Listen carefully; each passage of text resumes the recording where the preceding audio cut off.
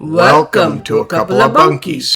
My wife and I live in quite a beautiful wooded area, but one of the issues is that come fall, there are thousands and thousands and thousands of leaves.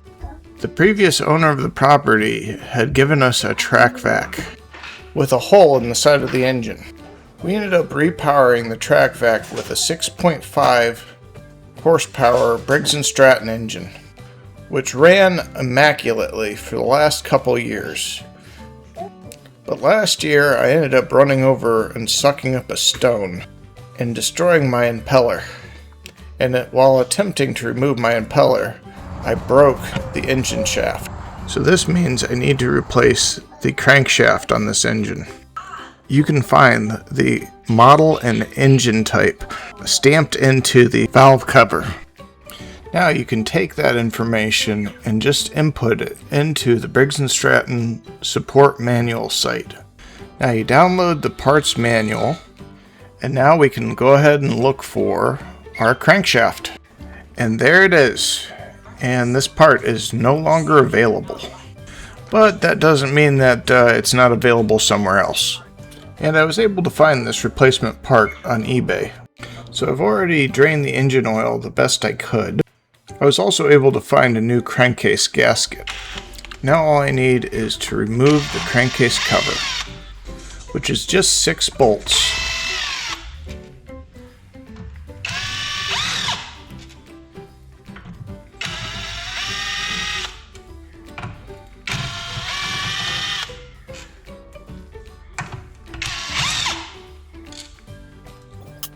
And unless you end up having damage to your shaft that would prevent you from pulling it off, like I did, it should come right off.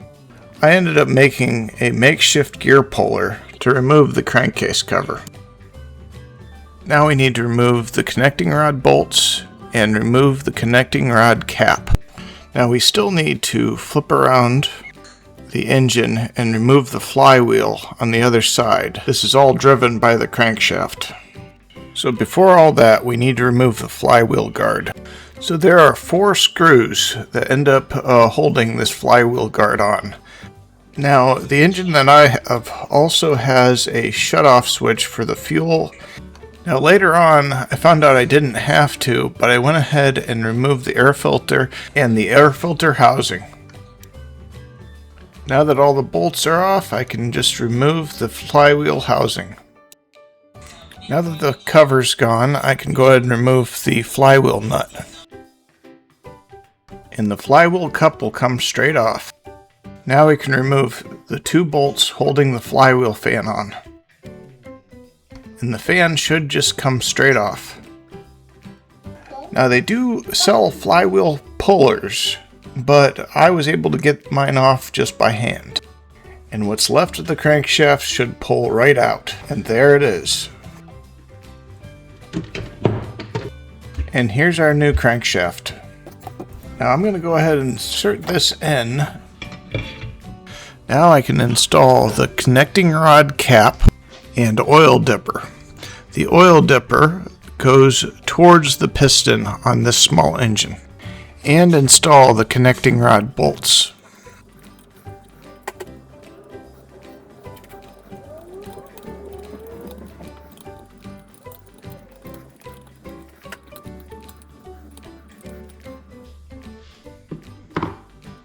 Now I can go about installing the camshaft.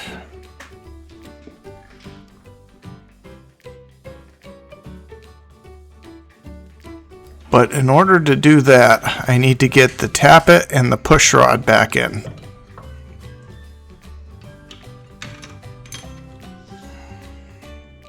And just to be sure I don't screw anything up, I need to take off the valve cover and ensure that the connecting rod seats with the rocker arm.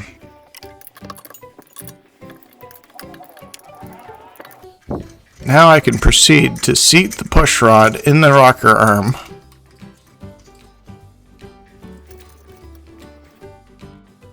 And install the tappets.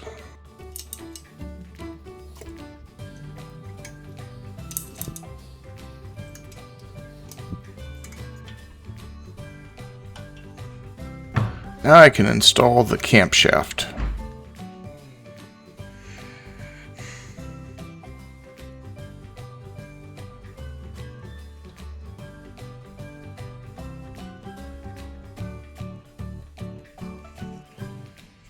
And there are timing marks that align on the camshaft, the crankshaft's timing gear.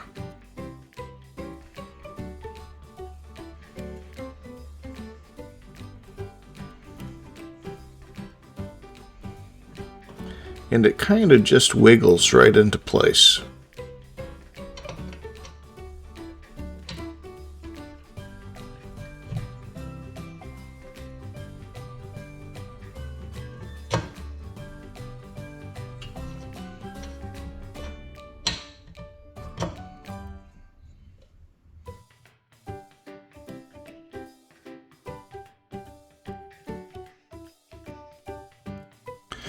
Now I need to get rid of any leftover gasket that's stuck to the engine.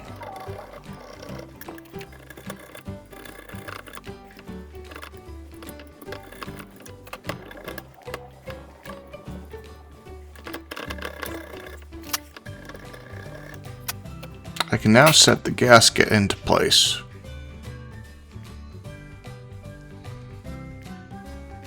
Reinstall the rocker cover. It's being held together with 4 bolts.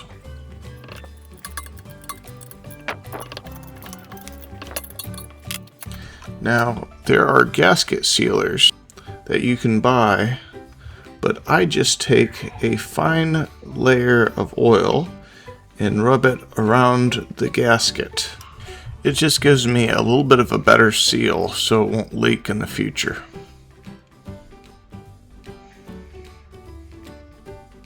Now I can reinstall the crankcase cover. You kind of have to shift it a bit because of the idler gear needs to be seated correctly, and it is attached to the crankcase cover.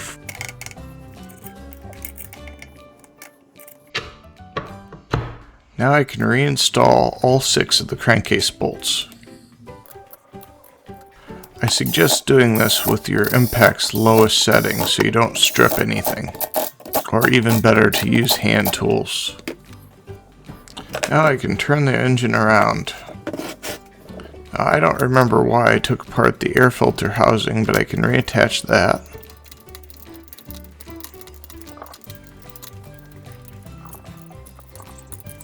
Reinstall any more of the panel covers that I had removed.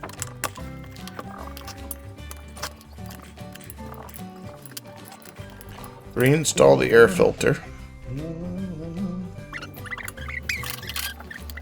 Finish up attaching the control panel. Now I need to set the engine on its side so I can go ahead and attach the flywheel.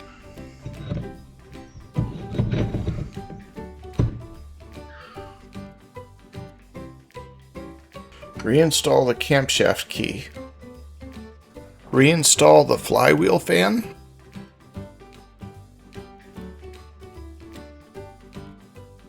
And reinstall the flywheel cup and nut.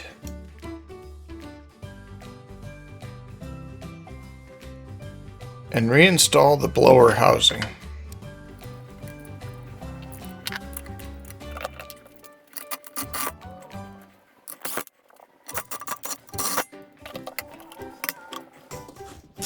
Now to test the engine, I went ahead and bolted it down to my workbench. And now all you have to do is add oil to it, add some gasoline, give the engine a couple pulls in order to help lubricate any of the stuff inside.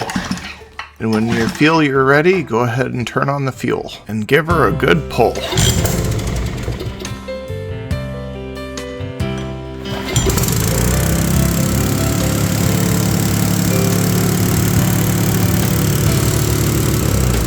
I hope you enjoyed this video. Please like and subscribe.